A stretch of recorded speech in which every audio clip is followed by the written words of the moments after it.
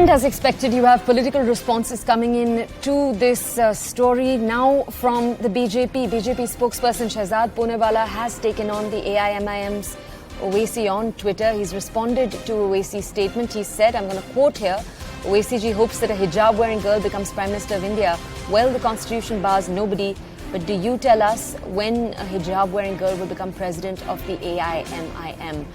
All right, that's part of his statement. My colleague Swastika is with us right now to bring us a lot more in terms of context.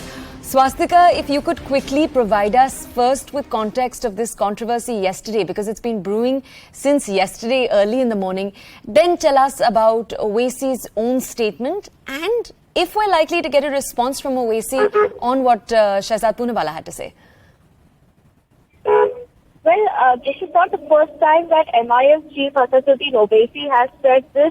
In fact, during the entire episode of the hijab issue which erupted first in Karnataka's Udupi, Mr. Owaisi has maintained that the BJP has been stifling with the freedom and independence of the Muslim community and that hijab is a choice that should be allowed to be exercised by all Muslim women. And in that context, Mr. Asaduddin Owaisi multiple times in the past said that a hijab-wearing girl should one day become the Prime Minister of this country. So not the first time, essentially. However, the entire perspective or the debate came to the fore with connection with the UK Prime Minister Rishi Sunak taking charge in a country where he is dubbed as a minority. It's that context why reacting to the whole issue, Mr. Asaduddin Owaisi said, hope so that one day a hijab-wearing girl becomes the Prime Minister of this country. Of course, you now have sharp reactions coming in from the BJP side. BJP spokesperson Shehzad Poonawalla saying, let's start with first allowing a hijab-wearing girl to become the president of MIM. It would be interesting to see how Mr. Asaduddin Owaisi counters this particular argument put forth by the BJP. Okay, Swastika, if you just stay with us, I'm going to ask you more about what the AIMIM's leadership has looked like in the last few years. So stay with us. We have BJP Shehzad Poonawalla who made that statement with us on the phone this morning. Shehzad, good morning. Thank you for joining us on the show. Shehzad, we've shared with our audiences what you had to say. In some ways, it's a reiteration of the controversy we saw yesterday. You did come in and comment on that too when it took place yesterday. Here, what are your comments? You know, it's very unfortunate that at a time when the entire world is celebrating India and people of Indian origin are making their mark, whether it's the Vice Presidency of America, whether it's the Prime Ministership of United Kingdom, or whether it's Diwali being celebrated in the White House and stuff, all celebrating that moment of India's arrival on the global stage, why try and undermine India's image? There is no constitutional bar, as far as I am concerned, on a hijabi or a non-hijabi girl becoming the Prime Minister of this country, and the Constitution empowers her to do so. But having said that, if Mr. Asaduddin Owaisi sets the bar at that, then when is a hijabi donning girl going to become the president of the MIM? Last I remember, the MIM has only had presidents from one family. They've been in existence right from 1958 onwards. So Mr. Asaduddin Owaisi, who obviously cares about the rights of hijabi donning girls, should tell us very genuinely when will a girl, hijabi or otherwise, become the president of their party.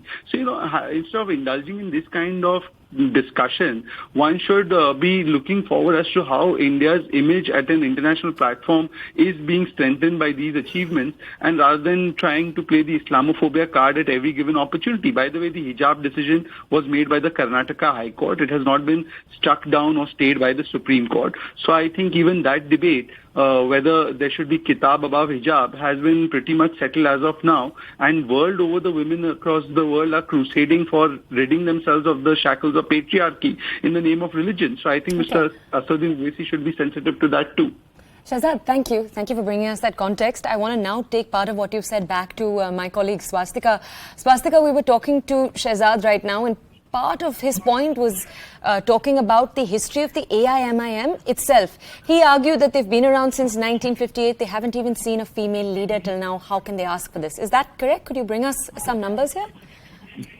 Yes, that is correct. But to put it into context, remember, MIM party has always seen the leadership in the likes of first Mr. Asaduddin Owaisi's father, in fact, and now Mr. Asaduddin Owaisi leading the party from the front for so many decades. He has been member of parliament from Hyderabad for the last 4 times, if I'm correct on that. But on the whole aspect of, the argument that's being put forth by the BJP side is that here you have a leader and the president of the MIM party clamoring for a hijabi girl to be put as the prime minister of the country, an aspiration that he sees for the coming years. However, here you have a party where it is male-dominated. You only have leaders in the likes of Asaduddin Owaisi or his brother Akbaruddin Owaisi, who is an MLA from Chandrayan Gutta here in Hyderabad and has been, or rather both the brothers have been the core strength of the party. Questions were also raised why MIM does not have a women's spokesperson also in the first place. So this is something that was pointed out in the past. So Mr. Asaduddin Owaisi, of course, would be interested. It will be interesting to see how he counters these allegations, Soya, considering that the BJP has now asked him a question, when will we see a female leader leading the MIM party? Okay, Swastika, I want your opinion in this next question. Yesterday, we'd seen parties like the PDP and the Congress raise similar points. And by the evening, you saw the Congress on a back foot. The party had been trying to make the point that in the current climate, a minority could not be prime minister. At the same time, obviously, what it came off sounding like was as if they weren't counting certain minorities as minorities at all. When the controversy ended the way it did yesterday, why then do you think the AIM decided to step in? Well, you heard the ex-Jammu and Kashmir Chief Minister, in fact, the PDP Chief, Mehbooba Mufti, alleging that divisive laws are being governed in India under the Modi government.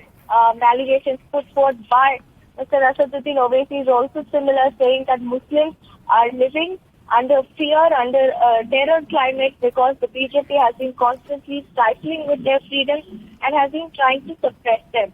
So in that context, when you have Rishi Sunak become Prime Minister of UK, not just the first Asian Prime Minister, but also the first coloured Prime Minister of that country, you have varied reactions coming in from India. While it was largely positive from the sides of the BJP, as far as the other parties are concerned in the likes of PDP as well as Asaduddin Owaisi's MIM, they have put forth a point saying how when will such type of democracy be practiced in India? You have Asaduddin Owaisi saying when will we see a hijabi girl become the Prime Minister? He also expressed optimism, saying that it will happen very soon in the near future. You also have Mehbooba Mufti saying that, divisive laws govern today's climate of change here in India. So a lot of back and forth over the issue. And since you asked me, Soya, I would say joint parallels with the UK government situation right now is something that is perhaps a little unwarranted, and that is a point that is being put forth by the BJP as well. Okay, Swastika, I'm actually going to ask you to stay with us. Very quickly, we're going to walk our audiences through part of this controversy yesterday. This is what the Congress's Salman Khurshid had to say. Take a look. As Rishi Sunak takes on the chair of Prime Minister in UK, a communal angle has been given in India as well. Today, Asaduddin Owaisi has said that he wants to see a hijab-wearing girl on the Prime Minister's chair. No. Why do you think of this as being a communal thing? Anybody in this country, no matter what community, what religion, can aspire to be Prime Minister. There's no problem at all about that. And why should we compare ourselves with any country in the world? I don't think that we should restrict, but anyone has an aspiration, they can certainly announce it. There's no problem. Don't think of anyone giving it a communal spin, because clearly any person in India, according to the Constitution, everyone who has a single vote, each vote counts exactly the same as the other vote. Each person can have an aspiration to be in the highest office. We are lucky